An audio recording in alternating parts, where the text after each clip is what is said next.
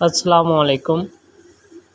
आज के लेक्चर में हम सीएसएस के बारे में जानेंगे कि सीएसएस असल में है क्या चीज़, और इसके बारे में आपके जितने भी क्वेश्चंस होंगे वो इंशाल्लाह आज आपके क्लियर हो जाएंगे। इस लेक्चर को हम दो हिस्सों में डिवाइड करेंगे, एक आज है और एक, क्योंकि ये बहुत ज़्यादा आप कह लें कि इस बारे में बहुत ज़्यादा इन्फॉर्मेशन आपको दी जा सकती है, तो जितने इस लेक्चर में होगी बाकी जो चीज़ें बच गई वो नेक्स्ट लेक्चर में इंशाल्लाह आपको प्रोवाइड करेंगे। तो सीएसएस एग्ज़ाम असल में क्या चीज़ है, ये कब होता है, कौन लेता है, ये एग्ज़ाम किस लिए लेता है, तो ये सारी चीज़ें आपको आज क्लियर होंगी। सीएसएस का मतलब असल में सीएस एब्रीवेशन है central superior services of Pakistan का। ये कम्पिटिटिव एग्ज़ाम है और ये एफपीएससी एक इदारा है वो ये कंडक्ट करता है। एफपीएससी कौन सा इदारा है, इसका एब्रीवेशन है federal public service commission of Pakistan. अब ये एक इदारा फेडरल इदारा है और ये एग्ज़ाम कंडक्ट करता है सीएसएस का, और ये एग्ज़ाम वो BS-17 स्केल के लिए वो ये एग्ज़ाम कंडक्ट करता है। ये तो होगी पहली बात कि central superior services of Pakistan इसका एब्रीवेशन है, और एफपीएससी एक इदारा है फेडरल पब्लिक सर्विस कमीशन, ये सीएसएस के एग्ज़ाम को कंडक्ट करता है फॉर 17 स्केल। अच्छा, उसके बाद ये कुछ सर्विसेज हैं, अगर कोई बंदा सीएसएस क्लियर करता है तो किन सर्विसेज में वो खिदमात अदा कर सकता है, तो 12 प्रोफेशंस हैं या 12 सर्विसेज हैं जहाँ पे वो जा सकता है जो सीएसएस क्वालिफायर होता है। पहला आपके पास आता है कॉमर्स एंड ट्रेड, दूसरा आपके पास आता है कस्टम्स एंड एक्साइज, तीसरा आपके पास है डिस्ट्रिक्ट मैनेजमेंट ग्रुप या डीएमजी ग्रुप। हर सीएसएस करने वाले की ख्वाहिश होती है कि वो इस ग्रुप में जाए, डीएमजी ग्रुप में। चौथा आपके पास आता है फॉरेन सर्विसेज ऑफ पाकिस्तान।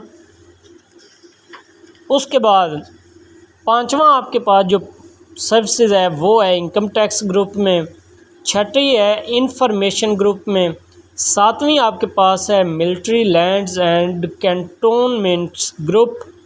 उसके बाद आठवीं है आपके पास ऑफिस मैनेजमेंट ग्रुप, नौवीं आपके पास है Pakistan audit and account services, और 10वीं आपके पास है पुलिस सर्विसेज ऑफ पाकिस्तान, और 11वीं आपके पास पोस्टल सर्विसेज ग्रुप है, और 12वीं रेलवे ग्रुप है। तो जो भी सीएसएस क्वालिफायर होता है वो इन 12 ग्रुप्स में सर्विसेज दे सकता है on basis of its number, अपने नंबर्स की बुनियाद पे, अपने मेरिट की बुनियाद पे, जिस पे भी वो आएगा।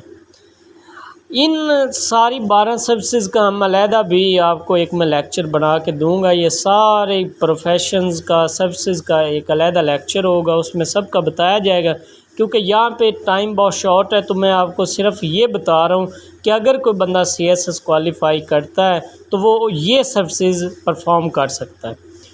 उसके बाद आगे हम देखते हैं सीएसएस के पार्ट्स क्या हैं। सीएसएस का जो एग्ज़ाम है इसके 4 पार्ट्स होते हैं। पहला जो पार्ट है वो रिटन एग्ज़ामिनेशन होता है, दूसरा आपके पास मेडिकल टेस्ट होता है, तीसरा साइकोलॉजिकल टेस्ट होता है, और चौथा इंटरव्यू होता है।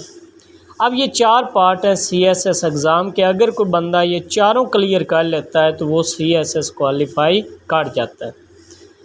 उसके बाद इसमें आप नेशनैलिटी क्राइटेरिया भी बिल्कुल ज़रूरी है।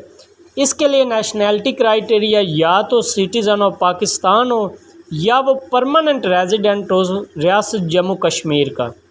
उसका वो अगर परमानेंट रेजिडेंट है तो फिर वो ये एग्ज़ाम दे सकता है।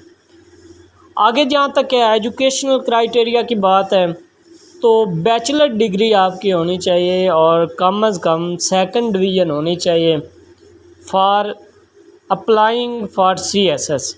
सीएसएस में अगर आपने अप्लाई करना है तो आपकी जो डिग्री होनी चाहिए वो बैचलर डिग्री हो और 2nd डिवीज़न हो कम अज़ कम। अगर आपकी 3rd डिवीज़न है बैचलर में तो आप सीएसएस एग्ज़ाम के लिए तब ही अपीयर हो सकते हैं अगर आपका मास्टर डिग्री में हाईएस्ट 1st डिवीज़न है। तो फिर आप अप्लाई कर सकते हैं CSS एग्ज़ामिनेशन के लिए। तो ये तो हो गया नेशनैलिटी क्राइटेरिया और एजुकेशनल क्राइटेरिया। इसके बाद आपके पास आता है एज क्राइटेरिया। जो एज क्राइटेरिया है वो है 21 से 30 ईयर्स, जो इसका एज क्राइटेरिया, लेकिन इसमें 2 साल की रिलैक्सेशन है और वो सिर्फ गवर्नमेंट एम्प्लॉयज़ को है। तीसरा आपके पास आता है कि ये एग्ज़ाम कब होता है, उसके डेट ऑफ एप्लीकेशन सबमिशन अक्टूबर के मंथ में ये एप्लीकेशन सबमिट होती हैं। इसका एग्ज़ाम फरवरी में होता है और जो एग्ज़ाम फ़ीस होती है वो 2200 होती है। अब इसके लिए अगर किसी ने अप्लाई करना है तो उसका प्रोसीजर क्या है कि पहले वो फ़ी डिपॉज़िट करवाएगा, नेशनल बैंक में करवाएगा या स्टेट बैंक ऑफ पाकिस्तान में, और दूसरा ये है कि वहाँ फिर वो ऑनलाइन एप्लीकेशन फॉर्म फिल करेगा और उसकी एक हार्ड कापी लेकर और अपने डॉक्यूमेंट्स लेकर हेड क्वार्टर में TCS करवा देगा, भेज देगा। तो इस तरह उसका अप्लाई हो जाएगा। तो ये थोड़ी सी इन्फॉर्मेशन उम्मीद है आपको मिल गई होगी। नेक्स्ट वीडियो में मैं आपको ये सारा चीज़ें बताऊंगा कि रिटन एग्ज़ाम कितने का होता है, उस तरह उसको कैसे क्वालिफ़ाई करना है, उसके बाद सब्जेक्ट्स कौन से होते हैं, ये सारी चीज़ें इंशाल्लाह स्टेप वाइज आपको नेक्स्ट लेक्चर्स में मिलती रहेंगी। उम्मीद है आपको ये लेक्चर पसंद आया होगा। तो प्लीज़ मेरे चैनल को प्रमोट करने में ज़रूर हेल्प करें, सब्सक्राइब करें, लाइक करें एंड शेयर करें। थैंक्स फॉर वॉचिंग एंड अल्लाह हाफिज़।